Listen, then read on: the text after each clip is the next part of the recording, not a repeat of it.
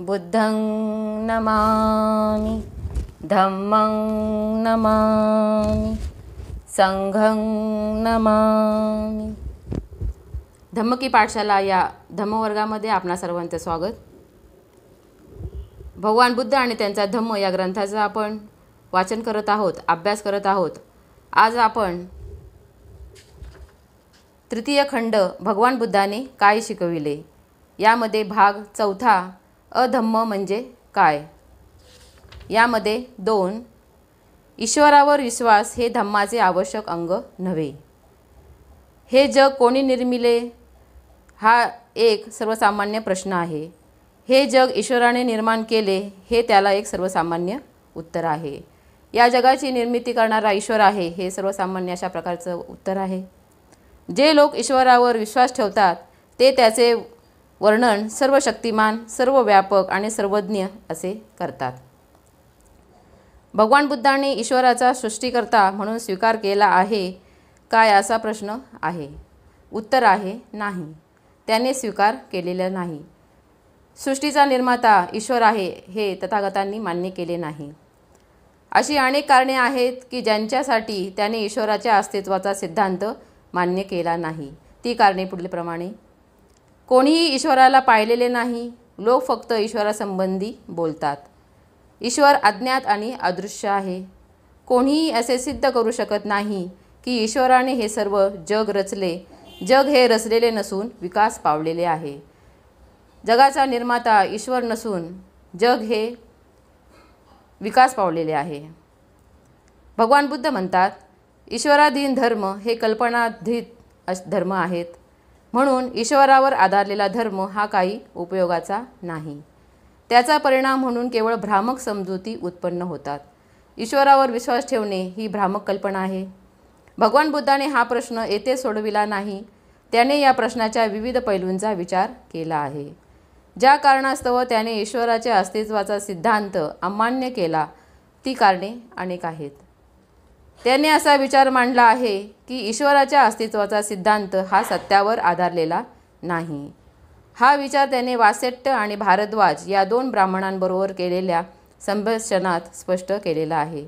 वासेट्ट आणि भारद्वाज या ब्राह्मणांबरोबर ईश्वराच्या अस्तित्वाचा सिद्धांत तथागतांनी स्पष्ट केला आहे। या समयी तथागत आपल्या महान भिक्खू संघासमवेत कौशल जनपदामध्ये विहार करीत होते। तेथे मनसाकद नावाच्या ब्राह्मण गावी अचिरवती नदीच्या तटावरील एका आम्रवनात ते थांबले होते। वासेट्ट आणि भारद्वाज दोघेही मनसाकद गावात राहत असत।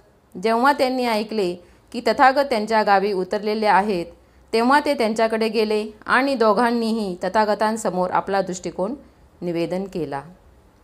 भारद्वाज म्हणाला, तरुक्ख याने दाखविलेला मार्ग सरळ मार्ग आहे, त्या सरळ मुक्तीचा मार्ग आहे आणि जो कोणी त्या मार्गाप्रमाणे चालतो त्याला तो मार्ग ब्रह्मसायुज्य मिळवून देतो।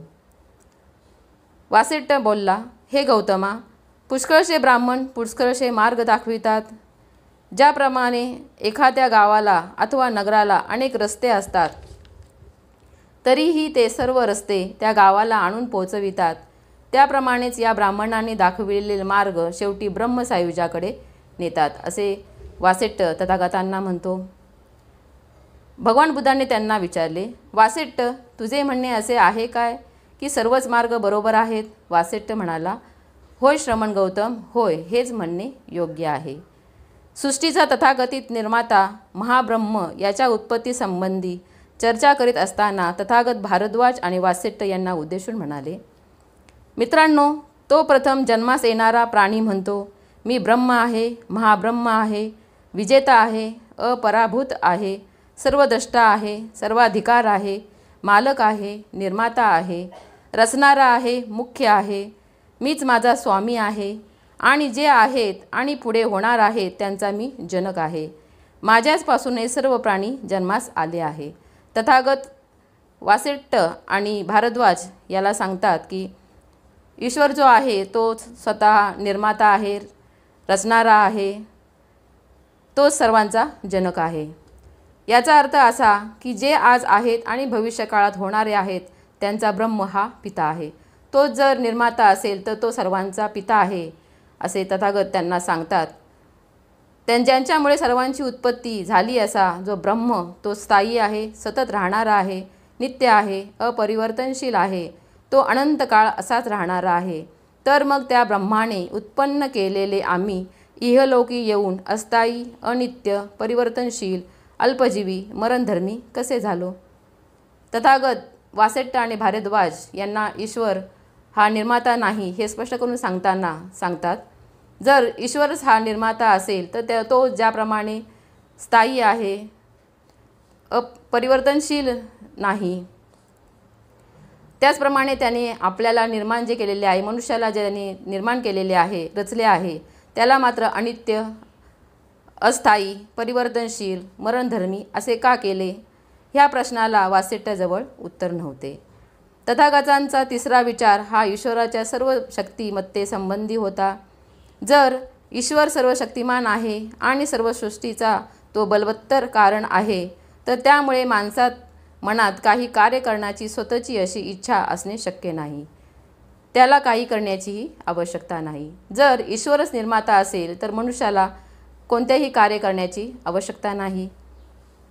यालाही वासेट्टेजवळ उत्तर नव्हते. तथागतांचा चौथा विचार असा होता की जर ईश्वर शिवस्वरूप म्हणजे कल्याणकारी आहे, तर माणसे खुनी, चोर, व्यभिचारी, खोटे बोलणारे, निंदक, लोभी, द्वेषी, विकृत असे का होतात? जर ईश्वरच कल्याणकारी असे कल्याण करणारा असेल तर जे मनुष्य आहेत ते लोभी, दुष्ट असे का होतात? तथागतांचा पाचवा विचार ईश्वराच्या सर्वज्ञता, न्यायीपणा, दयाळूपणा या संबंधात आहे. जर कोणी महान सृष्टीकर्ता असेल आणि तो न्यायी व दयाळू असेल, तर मग जगातले इतके अन्याय का फैलावतात? जर ईश्वर हा न्यायी आहे, दयाळू आहे, तर जगामध्ये अन्याय का फैलावतो आहे असे तथागत त्यांना विचारतात. तो सर्वांना का सुख देत नाही? अफरातफरा, चोरी, अज्ञान का फैलावत आहे? जो तो दयाळू असेल, न्यायी असेल, तर सर्वांना त्याने सुख दिले पाहिजे. असत्य सत्यावर का मात करते? सत्य आणि न्याय पराभूत का होतात? अशा प्रकारचे तथागत त्यांना प्रश्न विचारतात. तथागतांच्या मते धर्माचे केंद्र हे मनुष्याच्या देवाशी असणारा संबंध यामध्ये नाही, ते माणसांच्या संबंधात आहे. धर्माचा हेतू सर्व माणसे सुखी होतील अशा रीतीने माणसाने कसे वागावे हा आहे.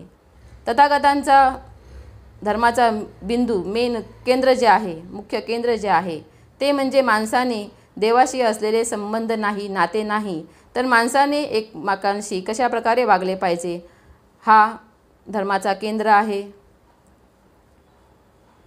तथागत धार्मिक क्रियाकलापांच्या विरोधी होते. या विरुद्ध असण्याचे कारण म्हणजे क्रियाकलाप म्हणजे भ्रामक समजुतीचे आगारच असते आणि भ्रामक समजुती ह्या अष्टांग मार्गातील जे महत्त्वाचे तत्व सम्मादिट्ठी तिचे शत्रू आहेत. ज्या धार्मिक विधी आहेत, क्रियाकलाप जे आहेत, ह्या भ्रामक समजुती आहेत आणि सम्मादिट्ठी याला हे बाधक आहे. तथापि असे मात्र कल्पना करू नये की मारक असा विचार त्यांच्याजवळ नव्हता. त्यांनी असा एक विचार मांडला आहे की तो निसंदेह देवावरील विश्वासाचे खंडन करणारा आहे. हा विचार प्रतित्य समुत्पाद या सिद्धांतात अंतर्भूत आहे. तथागत ईश्वरावर विश्वास ठेवू नये अशा प्रकारे सांगतात, परंतु त्याच्याऐवजी त्यांनी प्रतित्य समुत्पादात हा सिद्धांत मांडलेला आहे. या सिद्धांतानुसार ईश्वर आहे किंवा नाही हा प्रश्न महत्त्वाचा नाही. प्रतित्य समुत्पाद यामध्ये ईश्वर आहे किंवा नाही हे महत्त्वाचे नाही. त्याचप्रमाणे ईश्वराने ही सृष्टी निर्माण केली किंवा नाही हाही मुख्य प्रश्न नाही. ज्याप्रमाणे ईश्वर आहे किंवा नाही त्याचप्रमाणे ही सृष्टी जी आहे ती ईश्वराने निर्माण केली की नाही हाही मुख्य प्रश्न नाही. खरा प्रश्न असा आहे की निर्मात्याने ही सृष्टी कशी निर्माण केली. जर निर्माण केली असेल सृष्टी तर त्याने कशी निर्माण केली? ईश्वराच्या अस्तित्वावरील विश्वासाचे समर्थन हे जग कसे निर्माण झाले या प्रश्नाच्या उत्तराचा निष्कर्ष आहे. हे जग कशा प्रकारे निर्माण झाले हा महत्त्वाचा प्रश्न आहे. महत्त्वाचा प्रश्न हा आहे की ईश्वराने सृष्टी भाव काही पदार्थ यातून उत्पन्न केली की अभाव शून्य यातून निर्माण केली. ईश्वराने जो सृष्टी निर्माण केलेली आहे ती काही पदार्थातून केलेली आहे का शून्यातून निर्माण केलेली आहे? काहीतरी हे काहीच नाही मधून उत्पन्न केले गेले यावर विश्वास ठेवणे हे शक्य नाही. ईश्वराने जर सृष्टी निर्माण केली असेल तर काही जे आहे त्यातून निर्माण केली की काही नाही म्हणजे अभाव यातून निर्माण केली हा प्रश्न आहे.